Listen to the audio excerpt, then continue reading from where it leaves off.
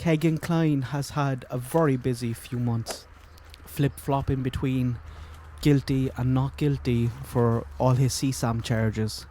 These charges were a result of the Delphi case. That's how they found Kegan, but they're not directly related to Delphi. They're totally separate charges, but we have learned a lot about the Delphi investigation because of it, and we know from records that the investigators were going heavy down the Kline route for a long time.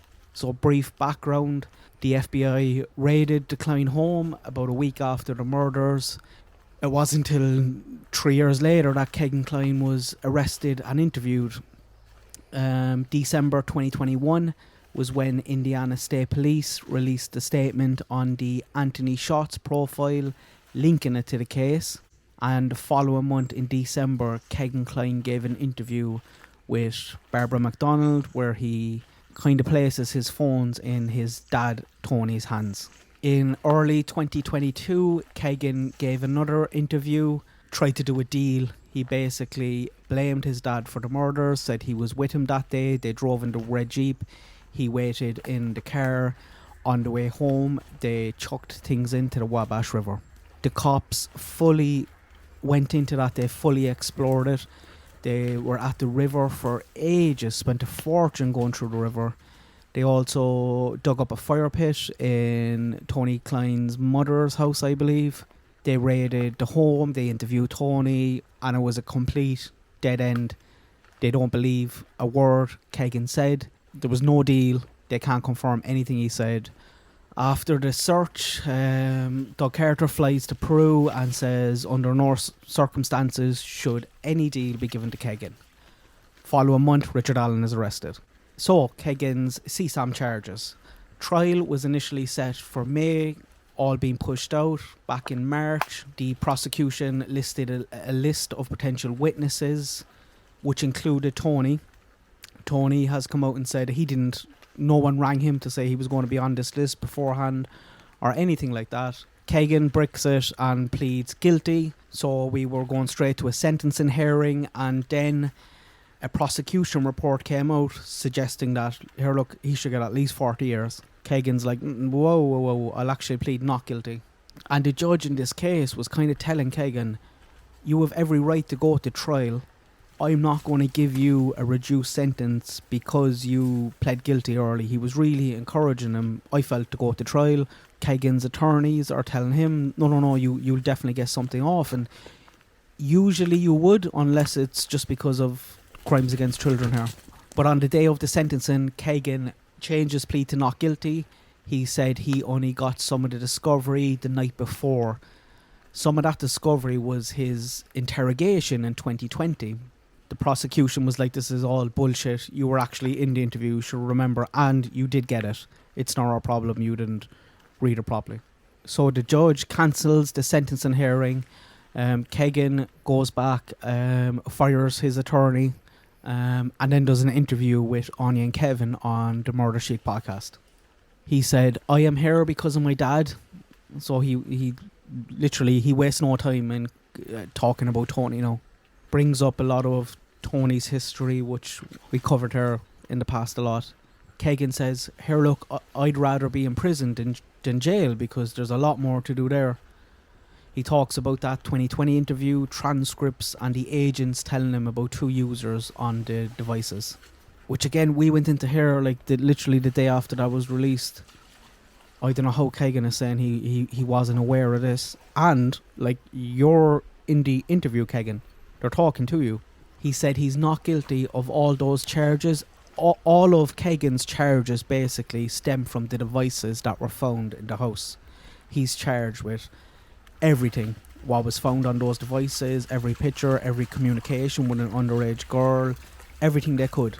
They see Kegan as the sole user of those phones. But he's like, I'm not guilty of all those charges, maybe 7 out of the 25. Could probably triple that anyway. He said he does not know Richard Allen. He said he told them everything about the Delphi case. They don't want to hear anything I have to say. I tried. They said they can't confirm anything I've told them. I've asked 100 times why my dad has not been arrested. I hope Kegan never gets out of prison. I hope he rots in there. But he has a point. He does have a little point. I don't know, would those full 25 charges stand up if he went to a jury? Not based on his words. Kegan is an insane liar. You can't believe what he says. But just based off maybe other stuff that's in the discovery or on the detective's words. I believe Kegan should go to trial. Like, yeah, I want to see Tony on the stand, but I also want to hear some of the detectives explain their comments. After this podcast is released, Kegan meets his new attorney and then writes back to the court being like, no, I'm actually going to plead guilty. So no trial. He will be sentenced on the end of July, I think. So Kegan tried to do a deal. Cops followed up on everything what he said. Like they took him. You can't take Kegan on his word, but they took him at his word. They tried to find any bit of evidence that confirmed what he was telling them. They couldn't find any. Tony's house was raided. He gave DNA. Hair samples from the dog were taken. He done a polygraph, an interview. All this info is coming directly from Tony though. And it seems like he was obviously, we all know, looked into big time and was a focus of the investigation for a very long period of time. It seems like it was a dead end. They stumbled onto Richard Allen very fast. But Kegan still maintains that he was telling the truth about Tony. So it's all a bit confusing because Kegan's device was the last person to communicate with the girls. They told us there was a social media connection, and no, it seemed like there wasn't, unless they can confirm something.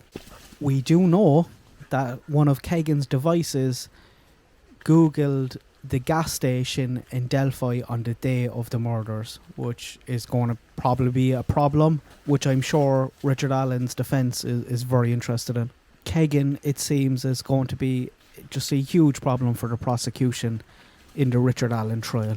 I'm not sure how much of the evidence they can get in because the investigation was going down that road, because there was search warrants, interrogations.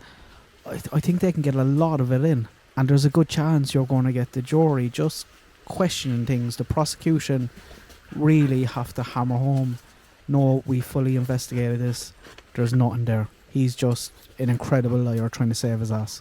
The fact that he googled the gas station on the day of the murders is a total coincidence.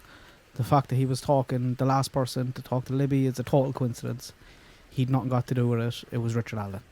It doesn't seem like Kegan is backing down either, because he's told Anya and Kevin that, once I go to prison, I'll write you a letter, I'll tell you all about Delphi. So it doesn't seem like he tried to do a deal now that he's been found out, or they think he's lying, there's no deal.